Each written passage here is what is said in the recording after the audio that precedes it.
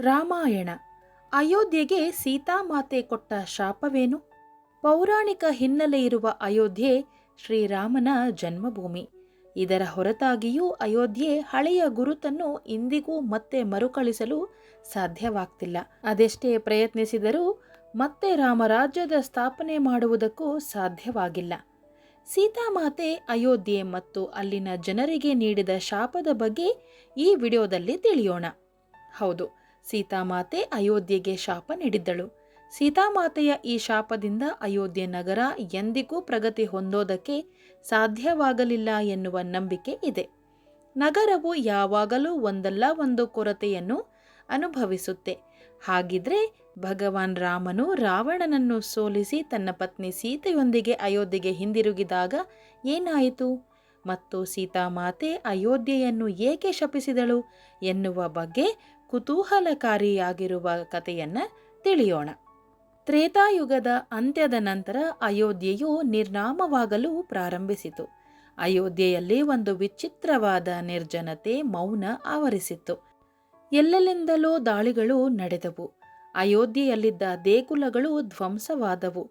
ಭಗವಾನ್ ರಾಮನ ಜನ್ಮಸ್ಥಳವಾಗಿದ್ದರೂ ಈ ಸ್ಥಳವು ಅದಕ್ಕೆ ಅರ್ಹವಾದ ಮಾನ್ಯತೆಯೇ ಪಡೆಯದಂತಾಯಿತು. ಅಯೋಧ್ಯೆಯ ಈ ದುಸ್ಥಿತಿಗೆ ಸೀತಾಮಾತೆಯ ಶಾಪವೇ ಕಾರಣ ಎಂದು ಜನರು ಹೇಳುವುದು ಉಂಟು.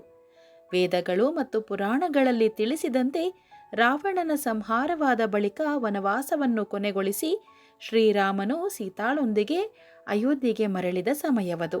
ಒಂದೆಡೆ ಭಗವಾನ್ ರಾಮನ ಆಗಮನದ ಸಂದರ್ಭದಲ್ಲಿ ತುಪ್ಪದ ದೀಪಗಳನ್ನು ಬೆಳಗಿಸುವ ಮೂಲಕ ಜನ ಸಂತೋಷವನ್ನು ಆಚರಿಸುತ್ತಿದ್ದರೆ, ಮತ್ತೊಂದೆಡೆ ಅಯೋಧ್ಯೆಯ ಜನರು ಸೀತಾಮಾತೆಯ ಬಗ್ಗೆ ಸಂಶಯದ ನೋಟ ಬೀರುತ್ತಾ ಬಾಯಿಂದ ಬಾಯಿಗೆ ವದಂತಿ ಹರಡುತ್ತಿದ್ದರು.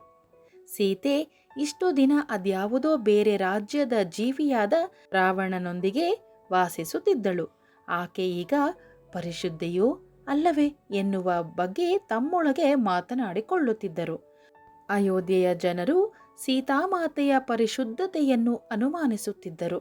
ಬಟ್ಟೆ ಒಗೆಯುವವನಿಂದ ಸೀತಾಮಾತೆಯ ಬಗ್ಗೆ ಕೆಟ್ಟ ಮಾತುಗಳು ಬಂದಾಗ ರಾಮನು ಸೀತಾಮಾತೆಯನ್ನು ತ್ಯಜಿಸಲು ನಿರ್ಧರಿಸಿದನು. ನಂತರ ಅವನು ಸೀತಾಮಾತೆಯನ್ನು ಲಕ್ಷ್ಮಣನೊಂದಿಗೆ ಮತ್ತೆ ವನವಾಸಕ್ಕೆ ಕಳುಹಿಸಿದನು.